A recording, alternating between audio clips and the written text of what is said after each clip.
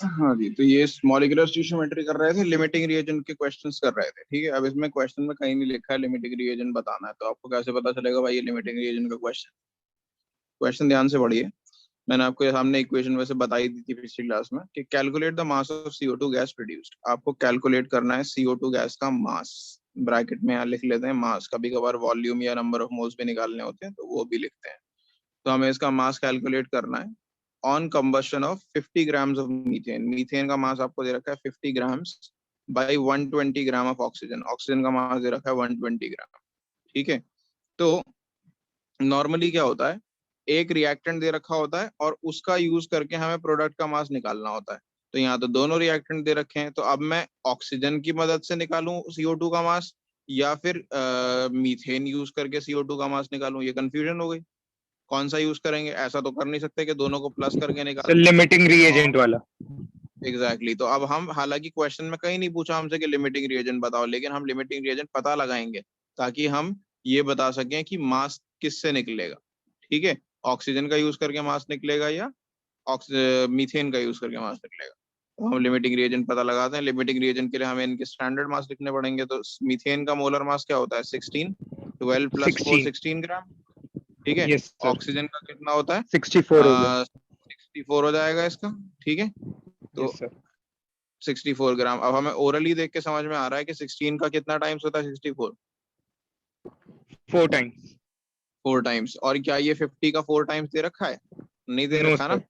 O2 हमारा तो limiting oxygen कम रिएजेंट। दे रखा है। ठीक है, तो O2 लिमिटिंग रिएजेंट है, but we will write this कि 16 gram of O2 CH4 reacts with O2 equals कितना ग्राम? 64 ग्राम। So 50 gram of CH4 will react with O2 equals 64 by 16 into 50, that is 200 ग्राम चाहिए होगा हमें। ठीक है, but we only have sir ये जैसे कि हमें वैसे कोई इससे रिलेटेड कोई क्वेश्चन ही नहीं है, मतलब ये ऊपर पूछा कुछ और है सर, हम अगर डायरेक्ट लिख दे O2 is the limiting reagent तो सर कुछ मार्क्स कटते हैं? हाँ यार, प्रूव करना पड़ेगा आपने कैसे बताया कि O2 लिमिटिंग रिएजेंट है। ठीक है, although it seems very obvious to you, but you will have to write it. ठीक है, okay sir. therefore O2 is the limiting reagent। मतलब ये चीज तुम ऑब्वियसली, अगर MCQ क्वेश्चन है तो अगर इतना क्विकली हो जाएगा तो उसमें बहुत अच्छा रहता है, क्योंकि MCQ के अंदर आपको कुछ नहीं लिख के दिखाना। सर कभी कभार ऐसे भी हो सकता है 16 gram of CH4 by 64 gram of O2 तो सीधा CO2 का निकाले, तो हम डायरेक्ट कर देंगे। हाँ, मतलब डायरेक्ट कर देंगे एज इन, दोबारा से बताओ क्या बोले? 16 ग्राम के साथ क्या बोले? 16 gram of methane reacts with 64 gram of O2, so tell us the हाँ, तो फिर डायरेक्टली mass of CO2, किसी से भी, so सर डायरेक्ट लिख दे। हाँ किसी से डायरेक्ट कैसे लिखोगे? मतलब क्या लिखोगे? अगर मान लो दिया होता 16 ग्राम 64 ग्राम से रिएक्ट करता है तो क्या लिखते हैं? फिर क्या CO2 आता? सर लिखते हैं 16 gram of CH4 react with 64 gram of O2 to produce, और O2 का मास लिख देते 40, CO2 का लिख देते 44, so the required हाँ mass बस, is बहुत of बढ़िया। CO2 is बस 44। बस बस बस बस ऐसे ही करना है, राइट। ठीक है, तो अब CO2 कितना बनेगा? अभी कितना बनता है? 44 ग्राम। ठीक है, लिमिटिंग रिएजेंट है ऑक्सीजन, तो 120 ग्राम से कितना बनेगा वो निकाल लेंगे। तो हम निकालेंगे 44 ग्राम ऑफ, या sorry 64 gram of O2 gives CO2 कितना? 44 ग्राम। सो 120 ग्राम of O2 will give CO2 कितना? मैंने NCERT के कुछ क्वेश्चंस भी बताए थे करने के लिए या नहीं अभी उस दिन? यस सर, बस 2 ही एग्जांपल हुए हैं सर, बाकी समझ में नहीं आया। अच्छा चलो ठीक है, करते हैं। तो ये कितना आएगा? 11 16 4 30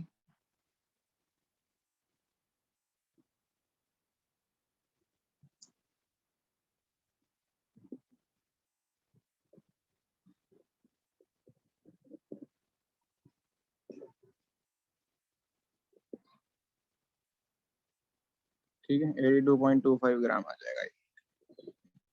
तो दिस इज इट। अब एनसीईआरटी के क्वेश्चंस कर लेते हैं डिस्कस, ठीक है, जो उस दिन दिए थे आप।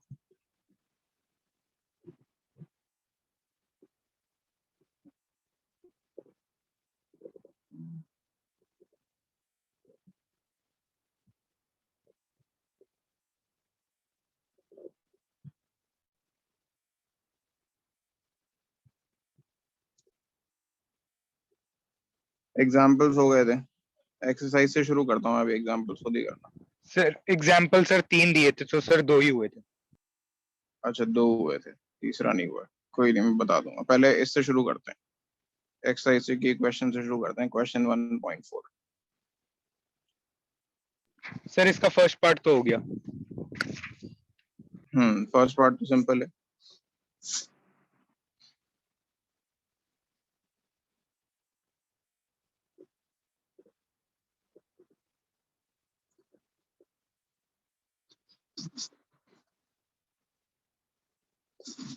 Calculate the amount of CO2 produced that could be produced when 1 mole of carbon is burnt in air. तो So 1 mole of 44 carbon is burnt in air, तो 44 ग्राम CO2 बन जाएगा, है ना। अगर मोल में लिखोगे तो यस 1 सर मोल ही लिख, तो यस 1 सर मोल ये बर्न करोगे तो ये कितना बनेगा, 1 मोल ही बनेगा। 1 मोल या फिर 44 ग्राम, कुछ भी ले लो, ठीक है।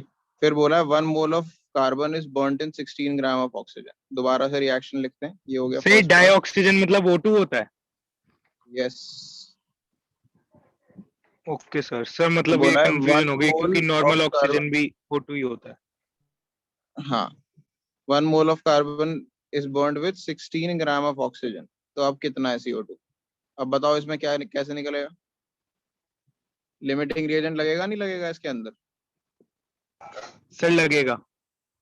क्योंकि जब दोनों रिएक्टेंट का मास दे रखा होता है, we don't know which one to use for calculation of CO2, so first we will have to identify which is the limiting reagent. तो O2 इसके मोल दे रखे हैं तो इसके मोल ही लिख देते हैं, 1 मोल। इसका मास दे रखा है ना ग्राम में, तो इसका मास लिखते हैं 32 ग्राम। तो बेसिकली 1 मोल के साथ 32 ग्राम चाहिए होता है, लेकिन 1 मोल के साथ हमें कितना दे रखा है, 16 ग्राम, ठीक है। तो हम यहाँ अभी यस इसमें सर डायरेक्टली देते हैं, छोटा सा क्वेश्चन है, O2 is the limiting reagent. समझ में आई ये वाली बात अक्षत? Yes sir.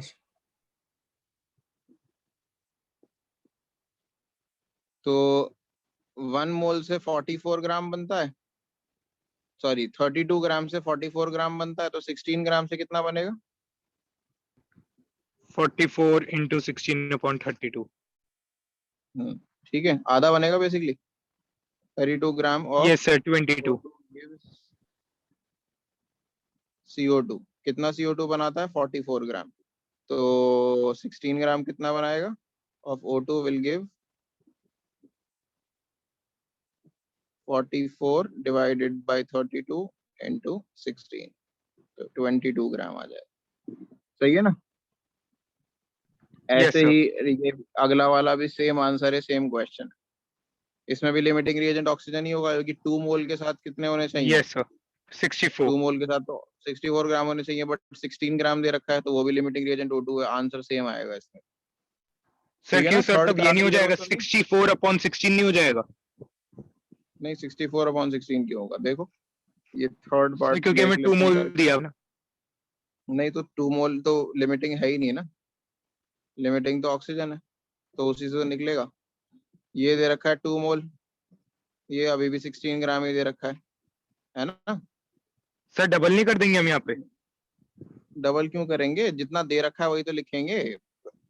सर क्योंकि 2 हमें मोल के साथ पहले 16 कार्बन ग्राम 1 दे मोल रखा है। दिया हुआ था, अब हमने मोल्स अरे डबल कर दिए या ना कार्बन के। भाई, मैं वो लिख रहा हूँ जो दिया हुआ है क्वेश्चन में, देखो ना 2 मोल के साथ 16 ग्राम दिया हुआ है, होगा तो ऑब्वियसली 1 मोल के साथ 32 ग्राम ही, अभी भी स्टैंडर्ड तो वही है ना।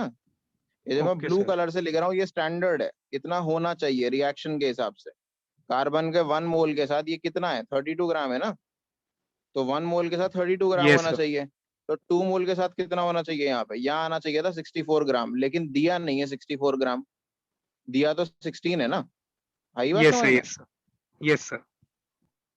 तो हाँ, लिख देता हूं मैं ये लाइन अगर कंफ्यूजन हो रही है, 2 mole carbon requires 64 gram oxygen, but there is only 16 gram, so O2 is the limiting reagent। अब जितना लिमिटिंग है वही तो यूज होगा ना, जस्ट बिकॉज 64 चाहिए तो 64 थोड़ी यूज कर सकते हैं प्रोडक्ट निकालने के लिए, है कितना 16 ग्राम है ना, Yes sir. तो प्रोडक्ट कैसे निकलेगा, 32 ग्राम ऑफ O2 गिव्स CO2 कितना 44 ग्राम, यहाँ 44 ग्राम बनेगा standard, and therefore 16 gram of O2 will give CO2 कितना, सेम आंसर जैसे ऊपर आया था, 44 by 32 into 16, that is 22 ग्राम। तो आंसर Yes. सेम आएगा अभी भी जैसे सेकंड पार्ट में आया था। अक्षर आपको भी क्लियर है। Yes sir. फिर मैंने ये क्वेश्चन दिया था 23 Sir, जरा 23 पढ़िए and ध्यान 24. से। 23 भी नहीं हुआ है। नहीं सर, सर इसमें रिएक्शन मतलब समझ में नहीं आ रहा, सर मोल्स और इन टर्म्स ऑफ मॉलिक्यूल्स और ऐसे। एटम्स क्या लिखा है। Yes sir. डिफरेंट फॉर्म्स में लिख रखा है, चलो कोई नहीं मैं बताता हूँ। देखो पहले तो मुझे ये चीज समझाओ आप, question 23, A plus B2 gives AB2। अब मुझे जरा बताओ सबके एटम्स कितने कितने दिए हुए हैं, ए के कितने एटम है यहाँ पे, 1 ठीक है, और बी के कितने एटम है, 2 ए के 1 एटम है, बी के 2 एटम है। अब बताओ मॉलिक्यूल कितने हैं, 0। 0 क्यों है भाई, अब वो सिंगल मोनो एटॉमिक फॉर्म में एग्जिस्ट करता है तो उसे भी तो मॉलिक्यूल बोल सकते हैं। यस सर, 1 हो गया सर। हाँ, और बी के कितने मॉलिक्यूल हैं, 1 1, ठीक है, और इसके AB2 के कितने मॉलिक्यूल हैं, सर ये तो 1 कंपाउंड ही है। हुआ ना। हाँ कंपाउंड हुआ, लेकिन मॉलिक्यूल भी तो बोल सकते हैं ना कंपाउंड को, मॉलिक्यूल यस सर। जरूरी थोड़ी है सेम टाइप के एटम से बना हुआ, यस एटम नहीं सर। बोल सकते ऐसे, यहाँ पे कुछ नहीं आएगा एटम वाले केस में, ठीक है। अब मोल यस सर। बताओ जरा, ए के कितने मोल हैं, सर 1 1, और बी के कितने हैं, 1 1, AB2 के कितने हैं, 1। 1। अक्षर तुम्हें भी समझ में आई ये बात, यस हाँ जी पक्का आ गई अक्षर, नहीं आई तो कोई बात नहीं मैं समझा दूंगा दोबारा। Yes sir. ठीक है, अब देखो आपको लिमिटिंग आइडेंटिफाई करना है, तो पहला क्वेश्चन है 300 atoms of A with 200 molecules of B.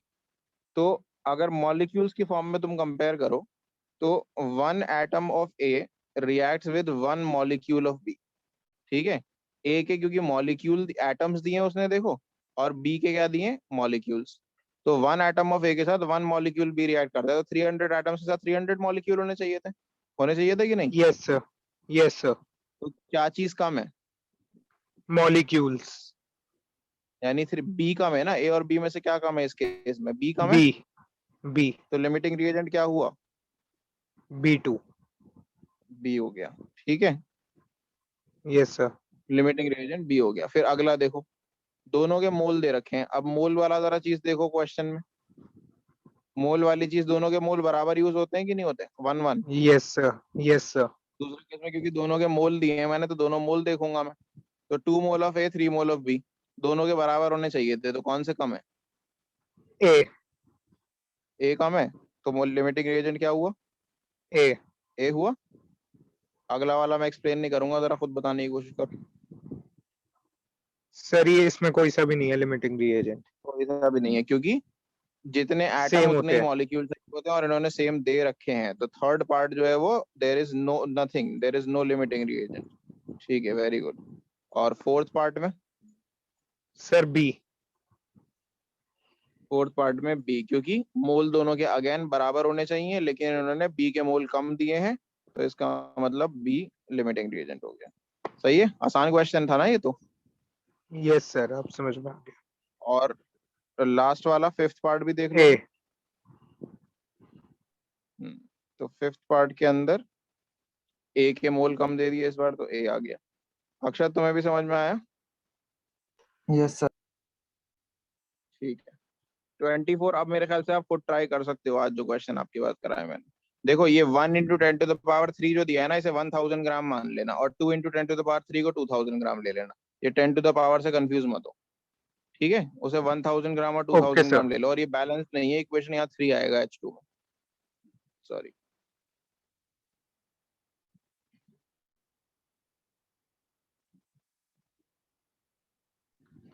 Sir मतलब डाई नाइट्रोजन N2 होता है सर, अगर किसी भी उसके आगे डाई लगे तो मतलब उसका N2 हो गया वो वो डायटोमिक, डायटोमिक। हाँ वो डायटोमिक फॉर्म में, यस। Okay sir.